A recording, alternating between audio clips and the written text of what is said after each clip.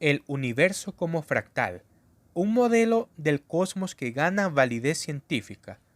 Para cualquier persona es básicamente imposible el poder evidenciar a un dinosaurio en su completa y real manifestación, ya que se interponen millones de años que nos distancian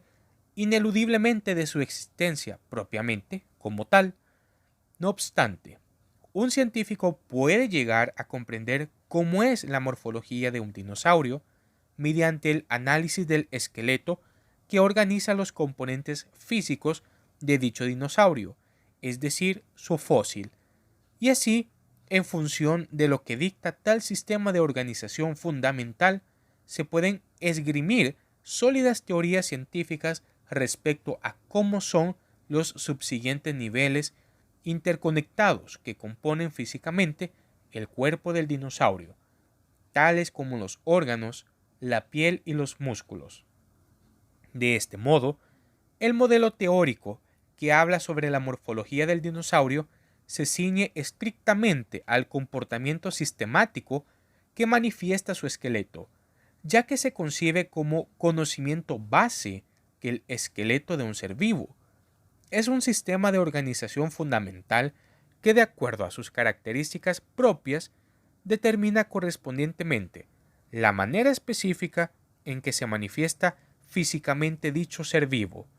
es decir, que las determinadas características que posee el esqueleto del dinosaurio dictan de forma directamente correspondiente a las determinadas características que poseen los elementos físicos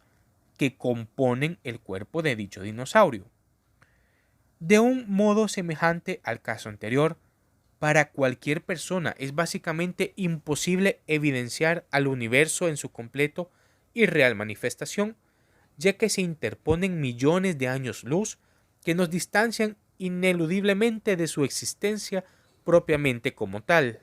No obstante, un científico también puede llegar a comprender cómo es la morfología del universo mediante el análisis del esqueleto que organiza los componentes físicos de dicho universo,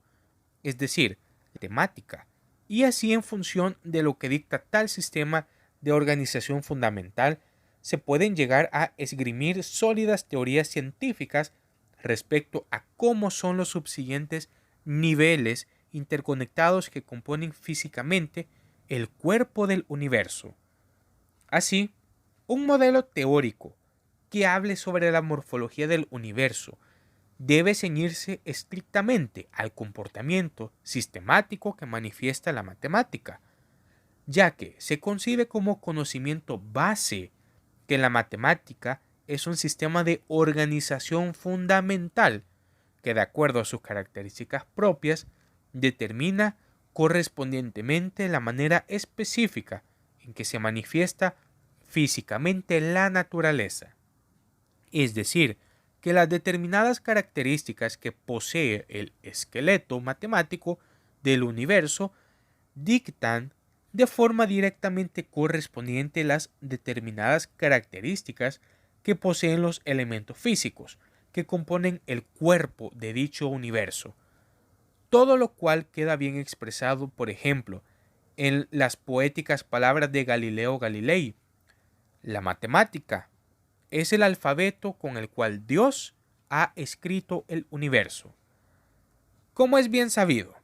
la naturaleza que habitamos consta en términos básicos e ilustrativos de tres dimensiones espaciales y una dimensión temporal. Ahora, resulta que todo cuerpo tridimensional no es otra cosa más que una sucesión de infinitos planos bidimensionales, y a su vez un plano bidimensional no es otra cosa más que una sucesión infinita de líneas rectas, y una línea recta no es otra cosa más que una sucesión de infinitos puntos, y un punto es adimensional, no tiene volumen, ni área, ni longitud. Por su parte, todos los sucesos de la naturaleza que transcurren en el tiempo no son más que una sucesión de infinitos instantes que se sitúan uno al lado del otro. En consecuencia, tanto el espacio como el tiempo que habitamos constituyen un continuo que se sostiene en función de un sistema matemático de carácter infinitesimal, todo lo cual se complementa con el hecho de que la matemática es un sistema que posee una gran cantidad de acontecimientos que son inherentemente infinitos, ya sea por magnitud, contenido o extensión, macrocosmos, microcosmos. Así, por ejemplo, se puede nombrar pi, los números, los puntos de fuga, los límites al infinito, los transfinitos, las espirales logarítmicas, etc. Por lo tanto, significa por lógica simple y elemental que el universo debe poseer físicamente la misma propiedad de infinitud que posee el sistema matemático que organiza su morfología, ya que en definitiva el sistema matemático determina de manera directamente correspondiente la forma específica en la cual se manifiesta físicamente la naturaleza. Hasta el momento, se ha podido evidenciar científicamente que la naturaleza posee un claro patrón de divisibilidad que ha llevado al hombre a internarse progresivamente más y más en el macrocosmos, de forma que desde el hombre se llegó hasta el planeta Tierra, desde el planeta se llegó hasta el sistema solar, desde el sistema solar se llegó hasta la Vía Láctea, desde la galaxia se llegó hasta el grupo galáctico y el cúmulo galáctico. Desde el grupo galáctico y el cúmulo galáctico se llegó hasta el supercúmulo galáctico y así sucesivamente. Por cuanto el comportamiento manifestado por la naturaleza nos invita a contemplar como factible la teoría que el universo no es un infinito potencial hacia el macrocosmos, que viene dado por una sucesión infinita de partículas cada vez más grandes, en donde cada nivel de organización de partículas que descubre siempre conducirá hacia nuevos niveles de organización de partículas más grandes. Si se dispone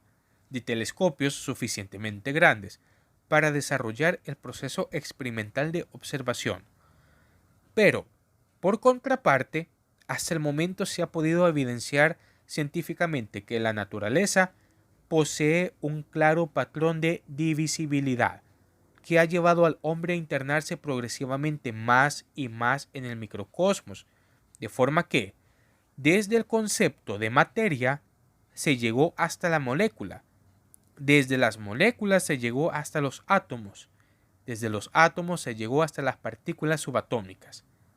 Por cuanto el comportamiento manifestado por la naturaleza nos invita a contemplar como factible la teoría de que el universo es un infinito potencial hacia el microcosmos, que viene dado por una sucesión infinita de partículas cada vez más pequeñas, en donde cada nivel de organización de partículas que se descubra siempre conducirá hacia nuevos niveles de organización de partículas más pequeñas. Si se dispone de la superficie o la suficiente energía para desarrollar el proceso experimental de observación, para ser un poco más claros, el Big Bang fue la mayor explosión que puede existir, el mayor sonido. De ahí nació el Om que nosotros conocemos. De esto aparecieron los supercúmulos galácticos, luego los cúmulos galácticos, luego galaxias, luego los sistemas solares, los planetas, los seres humanos, el átomo, las partículas subatómicas. De esta manera es como se ve que realmente la creación va desde lo más grande, empieza como una espiral hasta llegar a lo más pequeño. Lo que es bueno preguntarnos si es la manera correcta de verlo. En realidad es la manera correcta de ver el universo como fractal, desde lo que podría ser infinito hasta lo que podría ser finito, ¿O es mejor expandir aún más esa conciencia y buscar más respuestas de hacia dónde va el universo?